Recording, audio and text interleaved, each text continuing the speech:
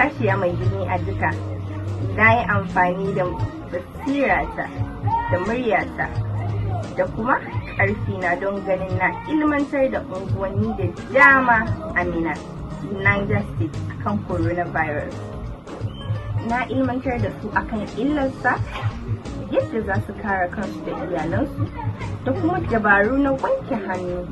Sa'annan na yi amfani da social media wajen ganin na yi raising funds don samar musu hand sanitizer da hand wash da kuma face mask wanda aka raba musu ba tare da sun ba da ko sisinsu ba. Domin in ba za ku manta ba, an yi jita-jita sosai akan coronavirus. Akwai masu cewa cutar ta masu kuɗi ne, akwai masu kuma cewa cutar ba za ta iya taɓa su ba domin su sun fi ƙarfin shi.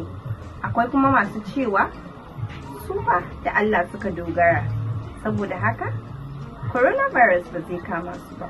Wa'annan jita-jita da ke ta kai da komowa shi ne na yaƙi da shi a unguwanni da dama a Minna a Niger State. Sunana Amra Aliyu, kuma ina da tabbacin cewa dukkaninmu muna da gudunmawar da za mu iya bayarwa wajen ganin rage yaduwar coronavirus ba tare da mun jira gwamnati ko wasu ba.